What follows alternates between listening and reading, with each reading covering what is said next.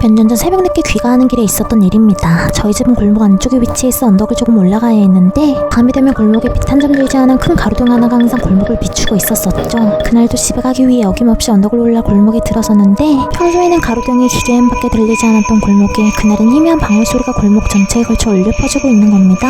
이 새벽에 도대체 어디서 소리가 나는 건가 싶어 출처를 찾는 도중 반대쪽 가로등 불빛 밑으로 방울 소리와 함께 키가 좋게 2m는 돼 보이는 커다란 그림자가 걸어오는 게 보이더군요.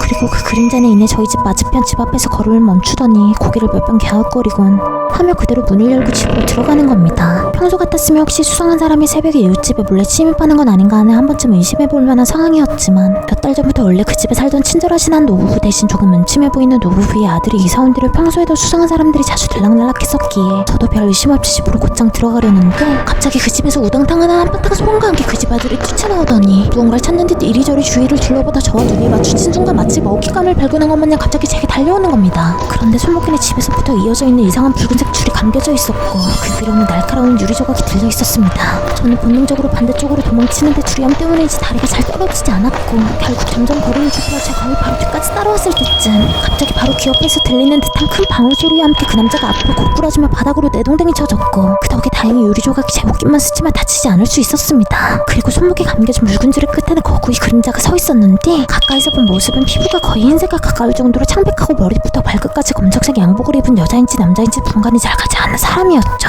그 사람은 저를 몇 초간 빤히 바라보다 이내 손에 들고 있던 붉은 줄을 당기며 그 남자를 끌고 가로등 밖으로 사라졌고 저는 너무나도 순식간에 일어난 일에 잠시 멍하게 주저앉아 있는데 누군가 제 비명소리를 듣고 신고를 한 건지 얼마 뒤 경찰이 도착했습니다. 그런데 다름 아닌 저를 검문하더군요. 신고 내용은 즉 술에 취한 사람이 혼자 골목에서 비명을 지르고 뛰어다닌다며 신고가 들어왔다는 거였죠. 저는 황당해서 지금껏 있었던 일들을 설명하기 위해 주위를 살피는데 분명 제 주변에 떨어져 있던 유리 조각들이 감쪽같이 사라져 있고 심지어 제 찢어진 왼쪽 소매도 찢어진 것 없이 멀쩡한 겁니다. 그리고 바로 그때 집안에서 그 집 아들의 시신이 발견되었습니다. 저는 지금 이 상황이 도통 이해가 되지 않아 경찰이 묻는 질문에 똑바로 대답도 못하고 어버버하고 있는데 그때 경찰과 함께 또 다른 남자가 오더니 대뜸 본인이 진짜 이 집 노부부의 아들이라고 주장하는 겁니다. 확인해보니 노부부께서 최근 건강이 나빠져 아들 집에 내려가 생활하는 중이셨는데 그때 아무도 없는 빈집인 걸 확인한 노숙자가 몰래 들어와 지내다 그 집에서 생을 마감한 것이었죠.